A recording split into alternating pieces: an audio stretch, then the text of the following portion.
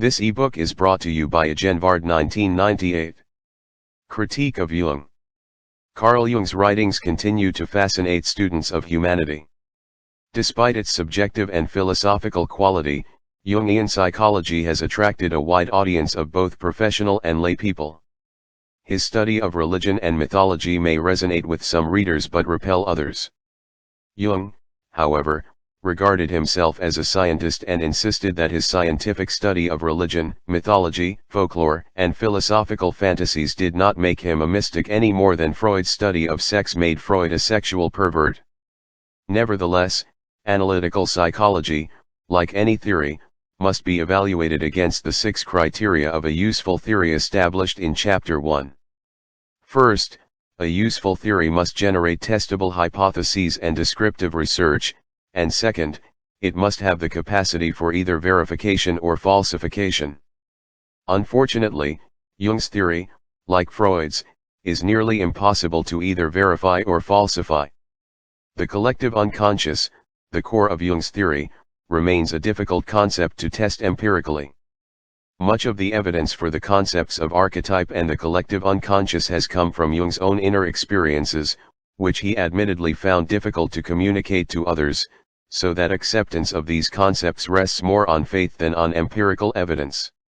Jung claimed that archetypal statements are based upon instinctive preconditions and have nothing to do with reason, they are neither rationally grounded nor can they be banished by rational argument. Such a statement may be acceptable to the artist or the theologian, but it is not likely to win adherence among scientific researchers faced with the problems of designing studies and formulating hypotheses. On the other hand, that part of Jung's theory concerned with classification and typology, that is, the functions and attitudes, can be studied and tested and have generated a moderate amount of research. Because the Myers-Briggs type indicator has yielded a great number of investigations, we give Jung's theory a moderate rating on its ability to generate research. Third, a useful theory should organize observations into a meaningful framework. Analytical psychology is unique because it adds a new dimension to personality theory, namely, the collective unconscious. Those aspects of human personality dealing with the occult, the mysterious, and the parapsychological are not touched on by most other personality theories. Even though the collective unconscious is not the only possible explanation for these phenomena, and other concepts could be postulated to account for them. Jung is the only modern personality theorist to make a serious attempt to include such a broad scope of human activity within a single theoretical framework. For these reasons, we have given Jung's theory a moderate rating on its ability to organize knowledge. A fourth criterion of a useful theory is its practicality. Does the theory aid therapists, teachers, parents, or others in solving everyday problems? The theory of psychological types or attitudes and the MBTI are used by many clinicians, but the usefulness of most analytical psychology is limited to those therapists who subscribe to basic Jungian tenets. The concept of a collective unconscious does not easily lend itself to empirical research, but it may have some usefulness in helping people understand cultural myths and adjust to life's traumas. Overall, however, we can give Jung's theory only a low rating in practicality. Is Jung's theory of personality internally consistent? Does it possess a set of operationally defined terms? The first question receives a qualified affirmative answer. The second, a definite negative one. Jung generally used the same terms consistently, but he often employed several terms to describe the same concept. The words regression and introverted are so closely related that they can be said to describe the same process. This is also true of progression and extrovert, and the list could be expanded to include several other terms such as individuation and self-realization, which also are not clearly differentiated. Jung's language is often arcane, and many of his terms are not adequately defined. As for operational definitions, Jung, like other early personality theorists, did not define terms operationally. Therefore, we rate his theory as low on internal consistency. The final criterion of a useful theory is parsimony. Jung's psychology is not simple, but neither is human personality. However, because it is more cumbersome than necessary, we can give it only a low rating on parsimony. Jung's proclivity for searching for data from a variety of disciplines and his willingness to explore his own unconscious, even beneath the personal level, contribute to the great complexities and the broad scope of his theory. The law of parsimony states, when two theories are equally useful, the simpler one is preferred. In fact, of course, no two are ever equal, but Jung's theory, while adding a dimension to human personality not greatly dealt with by others, is probably more complex than necessary. Concept of humanity.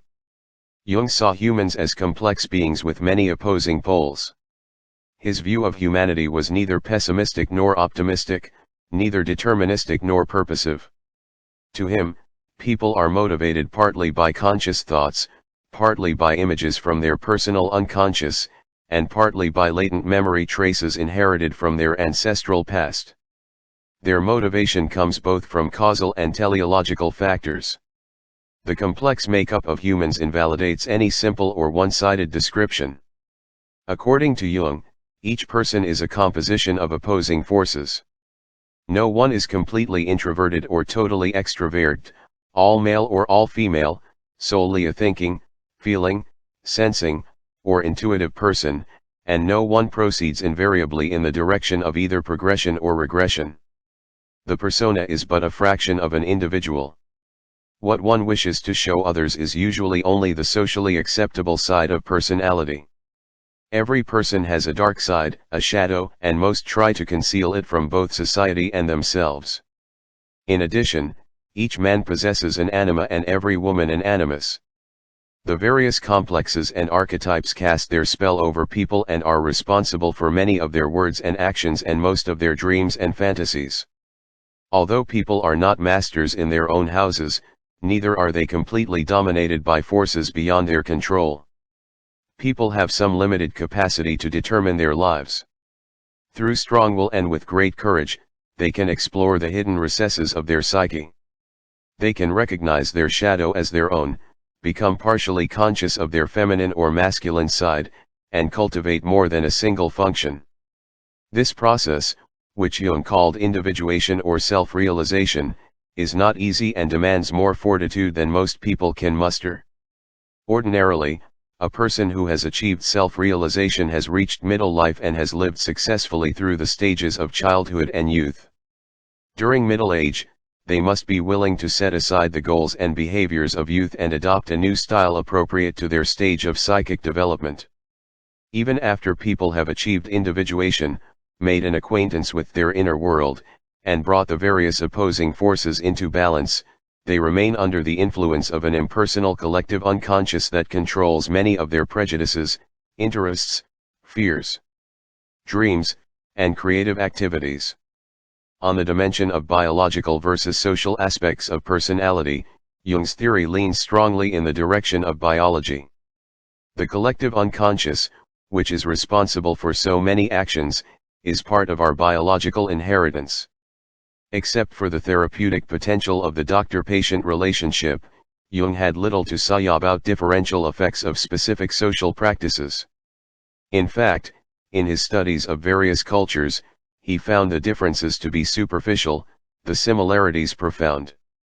Thus, analytical psychology can also be rated high on similarities among people and low on individual differences.